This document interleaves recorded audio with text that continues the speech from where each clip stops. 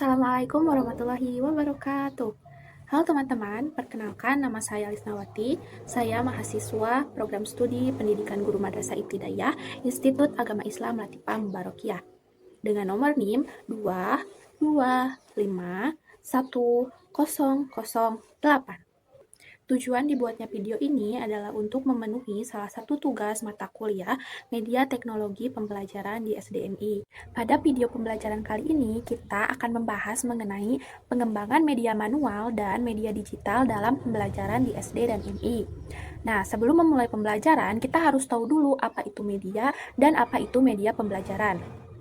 Media berasal dari bahasa Latin yang merupakan bentuk jama dari kata medium yang berarti perantara atau pengantar. Sedangkan media pembelajaran merupakan segala sesuatu yang dapat digunakan untuk menyalurkan pesan dari pengirim ke penerima sehingga proses pembelajaran dapat terjadi dan dapat mencapai tujuan yang telah ditentukan.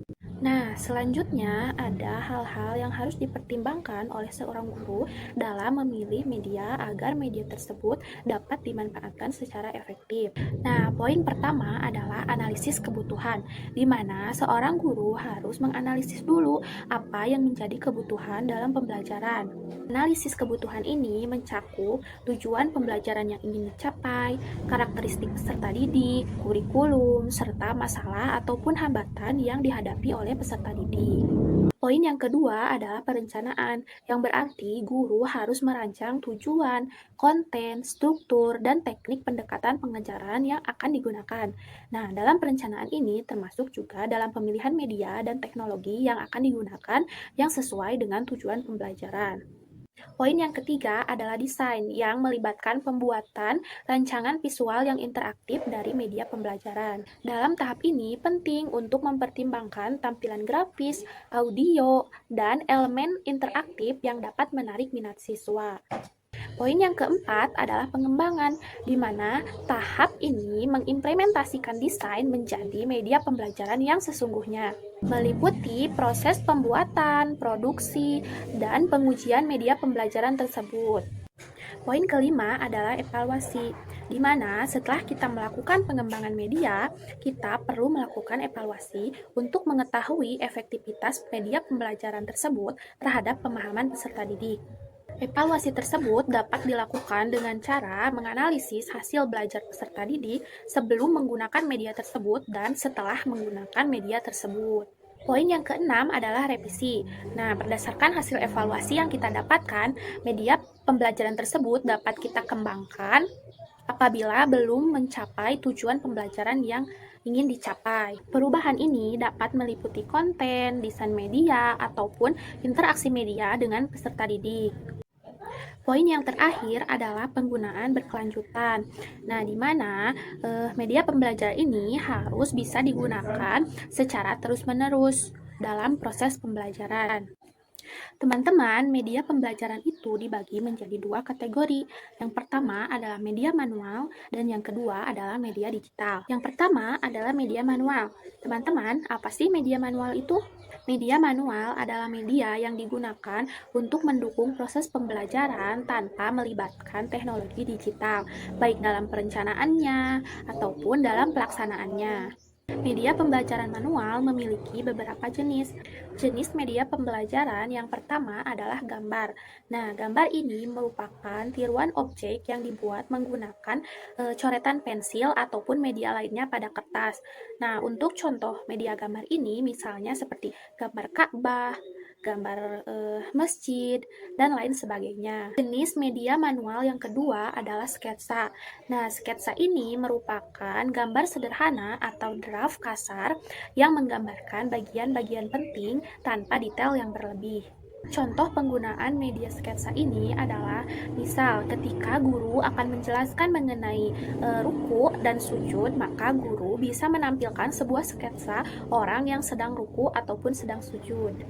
Jenis media manual yang ketiga adalah poster. Nah, poster ini merupakan karya seni atau desain grafis yang mengandung komposisi gambar dan huruf di atas kertas berukuran besar. Poster ini biasanya ditempelkan di dinding atau di permukaan yang datar dengan tujuan untuk menarik perhatian para peserta didik. sehingga warna poster harus kontras dan juga mencolok. Jenis media manual yang keempat adalah papan buletin. Nah, papan buletin ini merupakan papan yang diisi oleh gambar ataupun tulisan. Jenis yang kelima adalah papan planel. Nah, papan planel ini mirip dengan papan buletin. Hanya saja, papan planel ini terbuat dari kain planel atau kain bekas. Nah, papan planel ini merupakan media pembelajaran dua dimensi yang dapat digunakan berulang kali. Nah, teman-teman, pada PPT yang saya tampilkan ini ada beberapa contoh dari media manual. Ada media gambar, ada media poster, ada media sketsa, ada media papan panel, dan juga ada papan buletin. Teman-teman, yang selanjutnya akan kita bahas adalah media digital. Nah, media digital ini tentunya tidak terlepas dari keseharian kita. Kita sering menggunakan teknologi digital, mulai dari HP, laptop, tablet, komputer, dan lain sebagainya. Dengan pesatnya perkembangan teknologi saat ini memungkinkan para guru untuk bisa memanfaatkan media pembelajaran digital dalam setiap pembelajarannya. Nah, para guru bisa menjelajahi berbagai macam media pembelajaran digital yang saat ini sudah banyak tersedia di situs-situs web ataupun aplikasi. Guru hanya perlu lebih aktif lagi dalam mencari media pembelajaran yang sesuai dengan kebutuhan pembelajaran.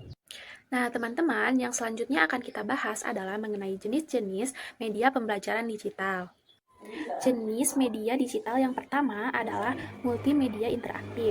Nah, multimedia interaktif ini merupakan kombinasi dari berbagai jenis media, mulai dari teks, suara, gambar, audio, visual, dan lain sebagainya. Contoh multimedia interaktif ini misalnya seperti situs web pembelajaran, aplikasi edukasi, permainan edukasi, serta aplikasi konferensi seperti Zoom, Google Meet, dan lain sebagainya.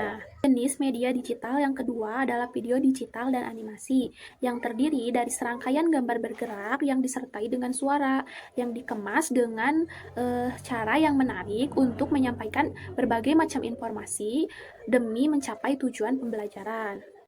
Jenis media digital yang ketiga adalah augmented reality atau AR.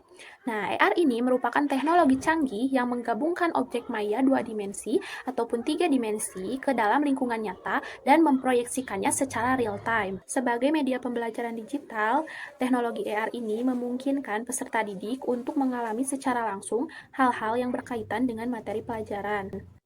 Teman-teman, dalam PPT saya sudah menyantumkan beberapa contoh dari media digital. Nah, teman-teman, setelah kita menyaksikan video pembelajaran mengenai pengembangan media manual dan media digital dalam pembelajaran, teman-teman dipersilahkan untuk men-scan kode QR yang telah tersedia, atau bisa langsung masuk ke dalam web yang sudah dicantumkan di PPT. Setelah teman-teman masuk ke dalam situs web tersebut, teman-teman bisa langsung memulai sebuah permainan dengan cara menjawab sebuah pertanyaan-pertanyaan yang sudah disediakan. Nah, pertanyaan-pertanyaan tersebut akan mengukur seberapa paham kita setelah menyaksikan video pembelajaran mengenai pengembangan media manual dan juga media digital. Alhamdulillah, materi sudah tersampaikan semuanya. Terima kasih kepada yang sudah menonton. Wassalamualaikum warahmatullahi wabarakatuh.